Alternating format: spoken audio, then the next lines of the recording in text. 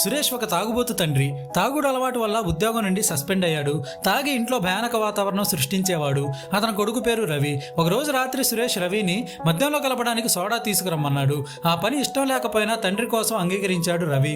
సమయం గడుస్తూ ఉంది, కానీ రవి ఇంకా ఇంటికి రాలేదు. సురేష్ తన సహనాన్ని కోల్పోయి విపరీతంగా తాగాడు. కొన్ని గంటల తర్వాత ఇంటికి చేరుకున్నాడు రవి. చెప్తుంది వినకుండా గట్టిగా అరుస్తూ రవిని కొట్టాడు సురేష్. తండ్రి దెబ్బలను నిశ్శబ్దంగా తట్టుకున్నాడు రవి. ఆ తర్వాత రోజు ఒక పొరుగువాడు సురేష్తో, నీ కొడుకు నిజంగా ఒక రియల్ హీరో. రాత్రి యాక్సిడెంట్ అయిన ఒక మహిళ ప్రాణాలను కాపాడి ఆసుపత్రికి చేర్చాడు అని చెప్పాడు.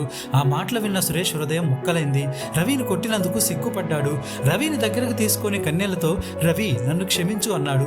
పర్వాలేదు నాన్న, నిన్ను చాలా ప్రేమిస్తున్నాను. నిన్ను ఒక గొప్ప వ్యక్తిగా చూడాలనుకుంటున్నాను అన్నాడు రవి. రవి మాటలు సురేష్ని కలచివేశాయి.